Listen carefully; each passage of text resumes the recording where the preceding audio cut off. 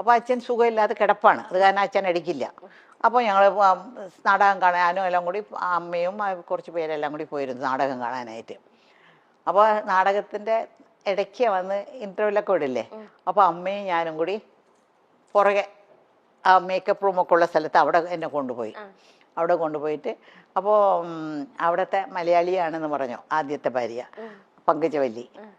അപ്പോൾ അങ്ങേരോട് അമ്മ പറഞ്ഞു, അമ്മയോട് പറഞ്ഞു ഇങ്ങനെ എൻ്റെ മോളാണ്, ഇപ്പോൾ ഞങ്ങൾക്ക് കുറച്ച് പ്രശ്നങ്ങൾ. അമ്മ അവർ അങ്ങോട്ടും ഇങ്ങോട്ടും സംസാരിച്ചപ്പോൾ ഇവർ രണ്ടുപേരും ഒരേ നാട്ടുകാരാണ്, ഒരേ സ്ഥലത്തുള്ള ആൾക്കാരാണ്. അപ്പോൾ വളരെ അടുത്തവർ. അപ്പോൾ അമ്മ പറഞ്ഞു ഞങ്ങൾക്ക് പ്രശ്നങ്ങളാണ്, ഈ കൊച്ചേ ഉള്ളോ, ഇതിനെ അഭിനയിക്കാൻ വിടുന്നുണ്ട് എനിക്ക് എന്നൊക്കെ പറഞ്ഞു. അപ്പോൾ വീട്ടിലൊക്കെ ഞാൻ ചുമ്മാ ഒക്കെ ഇങ്ങനെ പാട്ടൊക്കെ പാടി ഡാൻസൊക്കെ ചുമ്മാ അതൊക്കെ ചെയ്യും, ഈ റേഡിയോയിലുള്ളത് കൊണ്ടല്ല. അപ്പോൾ അമ്മേൻ്റെ വിചാരം എനിക്ക് ഭയങ്കര ഇഷ്ടമെന്നാ. അപ്പോൾ അങ്ങനെ അവർ പറഞ്ഞു അങ്ങനെയാണോ, അങ്ങനെയാണെങ്കിൽ ഞങ്ങൾ പോയിട്ട് ഞങ്ങൾ ഇങ്ങനെ അത് അവിടത്തേക്ക് വരാനായിട്ട് ചെന്നൈയിലോട്ട് വരാനായിട്ട് പറയാമെന്ന് പറഞ്ഞിട്ട് അയച്ചിരുന്നു. അപ്പോൾ അവർ നാടകമെല്ലാം കഴിഞ്ഞിട്ട് പോയി. അവിടെ പോയിട്ട് ഒരാഴ്ചക്കകം ഞങ്ങൾക്ക് അവിടെ നിന്ന് ടിക്കറ്റും വരാനുള്ള ഡേറ്റും ഇന്ന സ്ഥലത്ത് വരണം എന്നൊക്കെ പറഞ്ഞ് അവർ വിളിച്ചു പറഞ്ഞ് ടിക്കറ്റൊക്കെ അയച്ചിരുന്നു. അങ്ങനെയാണ് ഞങ്ങൾ മെഡ്രാസിൽ, ഞാനും എൻ്റെ അമ്മയും മാത്രമായിട്ട് മെഡ്രാസിൽ വരുന്നത്. അപ്പോൾ ഞങ്ങളുടെ വീട്ടിൽ കുറേ പിള്ളേരുണ്ടല്ലോ, അമ്മ എൻ്റെ കൂടെ നിൽക്കാനൊക്കില്ല. അപ്പോൾ എന്നെ വന്ന് SS രാജേന്ദ്രൻ്റെ പങ്കജവലി ചേച്ചിയുടെ അടുത്ത് അമ്മയുടെ അടുത്ത് എന്നെ വിട്ടിട്ട് കുറേ പിള്ളേരുടെ കൂടെ ഞാനൊരു കൊച്ചായിട്ട് അവിടെ നിന്നു. അപ്പോൾ അവർ ഒരു ഡ്രാമ അവരൊരു ഡ്രാമ. അപ്പോൾ അപ്പോഴേക്കും ഈ വിജയകുമാരി എന്ന് പറഞ്ഞ ഒരു പ്രഗ്നൻ്റ് ആയിരുന്നു. അപ്പോൾ അവർക്ക് അവരുടെ റോൾ അഭിനയിക്കാനായിട്ട്, ഹീറോയിൻ തന്നെയാണ്, അവരുടെ റോൾ അഭിനയിക്കാനായിട്ട് എന്നെ എല്ലാം വെച്ച് കെട്ടി 13 വയസ്സ് എത്ര വലുതുണ്ടാവും വെച്ച് കെട്ടിയൊക്കെ ശരിയാക്കി. പക്ഷെ പൊക്കം ഉണ്ടായിരുന്നു, കാരണം ഞാൻ രക്ഷപ്പെട്ടു, ഇത്രയും തന്നെ പൊക്കം.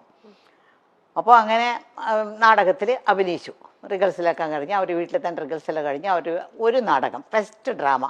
ഈ ഡ്രാമ കാണാനായിട്ട് MGRും അന്നത്തെ വലിയ ഡയറക്ടർ, ഇന്ന് മണിരത്നം എന്നൊക്കെ പറയുന്നില്ല, അന്നത്തെ വലിയ ഡയറക്ടറാണ് രാമണ്ണ എന്ന് പറയുന്ന ഒരാൾ, അങ്ങേരും കൂടിയെല്ലാം അവരാണ് പ്രസിദ്ധി നാടകത്തിന് വന്നിട്ട് ഇങ്ങനെ ഇരുന്ന് നാടകം കണ്ടപ്പോൾ MGRും അവരും പറഞ്ഞു കോഴിപ്പെണ്ണി കൊള്ളാമല്ലോ, നമ്മുടെ പടത്തിൽ ഒരു ക്യാരക്ടർ ഉണ്ടല്ലോ അതിന് ഇങ്ങനെ കൂടെ അഭിനയിക്കാനായിട്ട്, പൊക്കമുള്ളത് കാരണം നമുക്ക് ശരിയാക്കാമെന്ന് പറഞ്ഞു.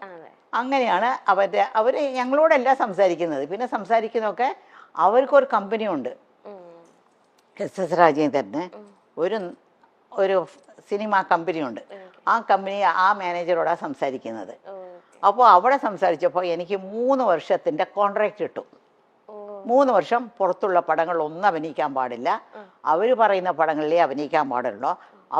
അങ്ങനെ അഭിനയിച്ചാലും പകുതി പണം അവർക്ക് കൊടുക്കണം പുറത്തുനിന്ന്. അപ്പൊ അവര് മുഖാന്തരം പോയത് കാരണം എനിക്ക് ഫസ്റ്റ് മൂവി തന്നെ 6000 റുപ്പീസ് ആ കാലത്ത് കിട്ടി. 6000 റുപ്പീസ് എന്നൊക്കെ പറഞ്ഞ ഇന്നത്തെ വലിയൊരു തുകയാണ്.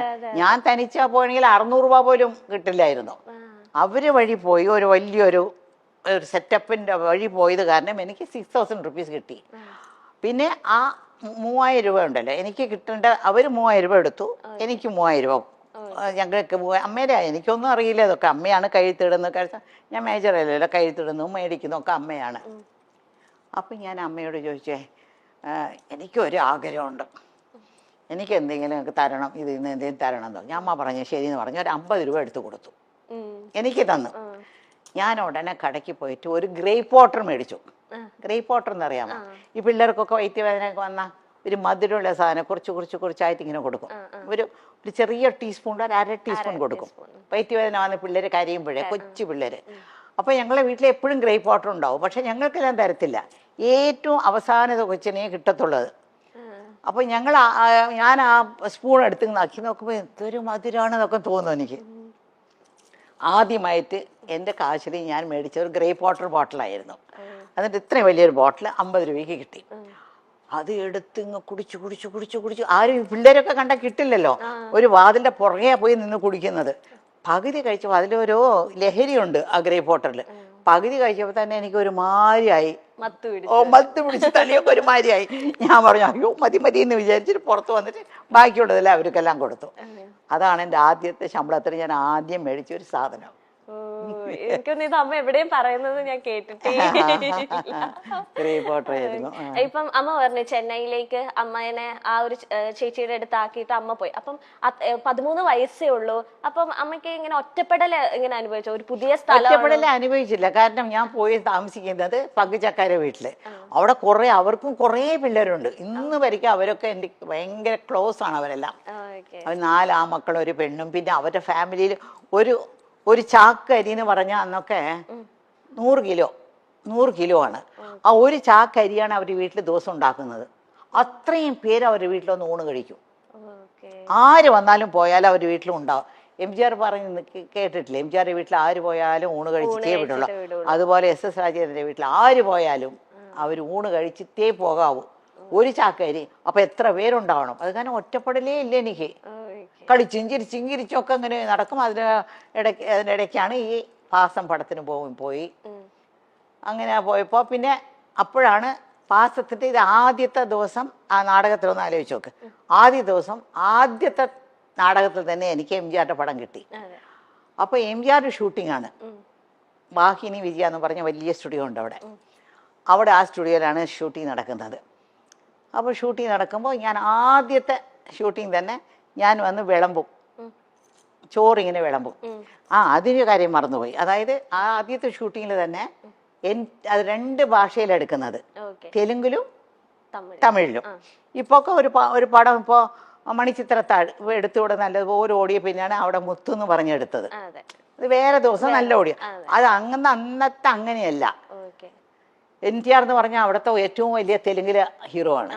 MGR ഇവിടെ തമിഴ്നാട്ടിലെ വലിയ ഹീറോ ആണ്. NTRന്റെ പേരായിട്ട് ശാരദ, നമ്മുടെ ശാരദയില്ലേ, ആ ശാരദയും ഞാൻ MGRന്റെ പേരായിട്ട്. ഇപ്പോൾ ആദ്യം ഒരു ഷോട്ട് ഞാൻ അഭിനയിച്ച് പോയിട്ട് കഴിഞ്ഞ പിന്നെ ഞാനും MGR വന്നിരിക്കും. ആ ലൈറ്റപ്പ് ഇങ്ങനെ 2 പേരും. ആ ലൈറ്റപ്പിൽ തന്നെ അവർ 2 പേരും അഭിനയിക്കും. വേറെ ലൈറ്റപ്പോ വേറെ ദിവസമോ വേറെ സെറ്റല്ല. ആ സെയിം സെറ്റ് സെയിം ലൈറ്റപ്പിൽ ഓരോ ഷോട്ട് അങ്ങനെ എടുത്തുകൊണ്ടിരുന്നത്. എൻ്റെ ആദ്യത്തെ ഷോട്ട് എന്ന് വെച്ചാൽ MGRക്ക് ഞാൻ ചോറിങ്ങനെ വിളമ്പി ഉടനെ അങ്ങേരെ ഒരു ചോറെടുത്ത് എൻ്റെ വായിൽ ഇങ്ങനെ വെച്ച് കൊടുക്കും. ഫസ്റ്റ് ഷോട്ട് അതാണ്. എൻ്റെ ജീവിതത്തിലെ ആദ്യത്തെ ഷോട്ടാണത്. അപ്പോൾ അത് അടുത്ത സെറ്റിൽ ഭാസ്കര മാസ്റ്റർ ഭാഗ്യജാതകം എന്നൊരു പടം തുടങ്ങി.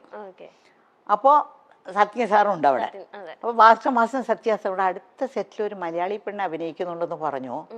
അതിന് തമിഴ് വരാതെ ഒരുപാട് പാടുപെടുന്നുണ്ട്. പക്ഷെ അങ്ങനെ പഠിപ്പിച്ചാണ് എടുത്തുകൊണ്ടിരിക്കുന്നത്. ആദ്യത്തെ ദിവസം അവർ 2 പേരും എൻ്റെ ഷൂട്ടിങ് കാണാൻ വന്നിട്ട് അവർക്ക് ഇഷ്ടപ്പെട്ടിട്ട് അവിടെ തന്നെ അമ്മയുണ്ടല്ലോ അവിടെ സംസാരിക്കാൻ, അമ്മയോട് സംസാരിച്ചിട്ട് ഇവിടെ ഒരു 5-6 ദിവസം ഷൂട്ടിംഗ് ഉണ്ടായിരുന്നു. ആ ഷൂട്ടിംഗ് കഴിഞ്ഞുകൊണ്ട് നേരെ ഞാൻ ഭാഗ്യജാതകം അഭിനയിക്കാൻ വന്നു. ഇത് ആദ്യം തുടങ്ങിയാലും റിലീസായത് ആദ്യം ഭാഗ്യജാതകമായിരുന്നു. ആക്ട് ചെയ്തത് തമിഴാണെങ്കിലും അതായിരുന്നു. പിന്നെ ഇപ്പത്തെ പോലത്തെ വെച്ചിട്ടുണ്ടെങ്കിൽ ഇപ്പൊ വെച്ചാൽ പക്ക ഷീറ്റ് ഇട്ട് ഇത്ര ദിവസം ഒരു പടം അല്ലെങ്കിൽ എല്ലാം ഓർഗനൈസിങ് ആദ്യം തന്നെ വിസിറ്റ് ചെയ്യും പ്ലേസ് എവിടെയൊക്കെ ഷൂട്ട് ചെയ്യേണ്ടത്. അമ്മയുടെ ഒക്കെ കാലത്തെന്ന് വെച്ചിട്ടുണ്ടെങ്കിൽ ഒരു ബിൽഡിങ് അല്ലെങ്കിൽ ഒരു സ്പേസ് എടുത്തിട്ട് 3 ഫ്ലോർസ് അത് 3 വീടായിട്ട് സെറ്റ് ചെയ്യുക. അപ്പൊ ഒരു ഫ്ലോറിൽ നിന്ന് അടുത്ത ഫ്ലോറിലേക്ക് പോകുന്നത് അടുത്ത പടമാണ്. ആ ഫ്ലോറിലല്ല, ഈ സ്റ്റുഡിയോ അടുത്ത സ്റ്റുഡിയോ അല്ല, ഈ ഫ്ലോറിൽ നിന്ന് വേറെ ഫ്ലോർ, അവിടെ നടന്ന് കുറച്ച് അങ്ങോട്ട് പോകണം. ഒരു AVM സ്റ്റുഡിയോ എന്ന് പറഞ്ഞാൽ 40 ഏക്കറിലാണ് AVM സ്റ്റുഡിയോ ഉള്ളത്. മനസ്സിലായോ?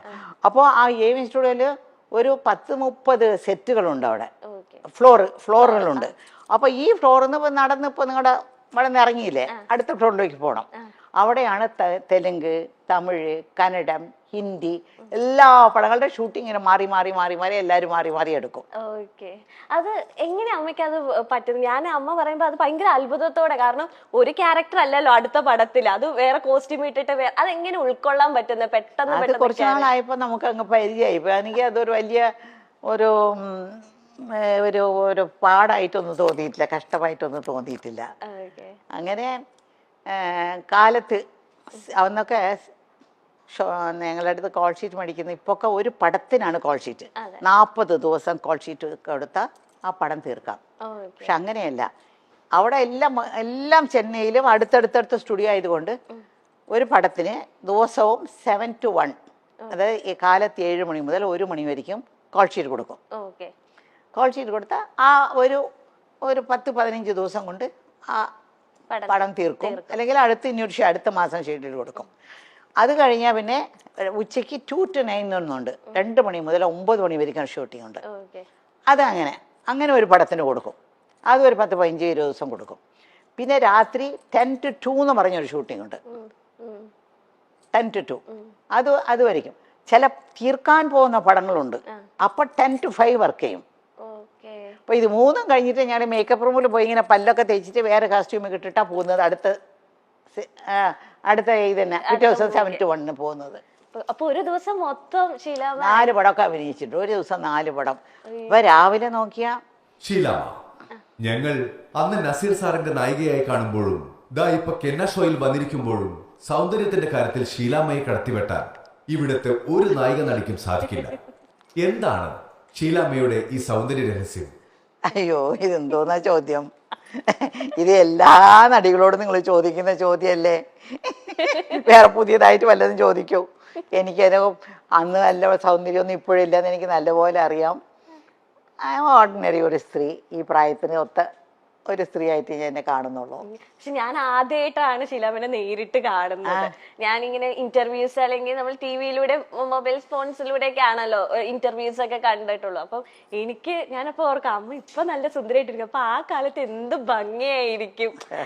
നമുക്ക് ആ കാലത്തിൽ അമ്മേനെ നേരിട്ട് കാണാനൊന്നും സാധിച്ചിട്ടില്ലല്ലോ, അപ്പൊ എന്ത് ഭംഗിയായിരിക്കും എന്ന് ഞാനിങ്ങനെ ആലോചിക്കുകയായിരുന്നു.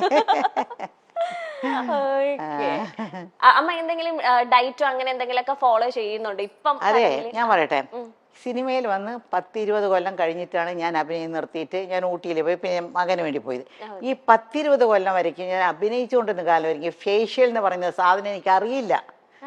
അറിഞ്ഞെങ്കിൽ ചെയ്തേനെ. അന്നൊന്നും ഇല്ല, ഫേഷ്യലൊന്നും ഇല്ല. ഇപ്പൊ ഫേഷ്യൽ ചെയ്താൽ ഭംഗി വരും, ഫേഷ്യൽ ചെയ്താൽ അത് വരും കുറഞ്ഞ, അതൊക്കെ ചുമ്മാ ഒരു ഫ്രഷ്നെസ് കിട്ടും. ഫേഷ്യൽ ചെയ്ത ഒരു ഫ്രഷ് ആയിരിക്കും. ഒരു കല്യാണപ്പെണ്ണ്, ഇപ്പോൾ കല്യാണപ്പെണ്ണിൻ്റെ അമ്മയും കല്യാണപ്പെണ്ണിൻ്റെ അച്ഛനും എല്ലാവരും ഫേഷ്യൽ ചെയ്ത് എന്തൊക്കെയോ മുഖത്തൊക്കെ ഇട്ടിട്ട് അങ്ങനെയല്ലേ. പക്ഷേ ഞങ്ങൾക്കൊന്നും ആ കാലത്ത് അത് ഇല്ല.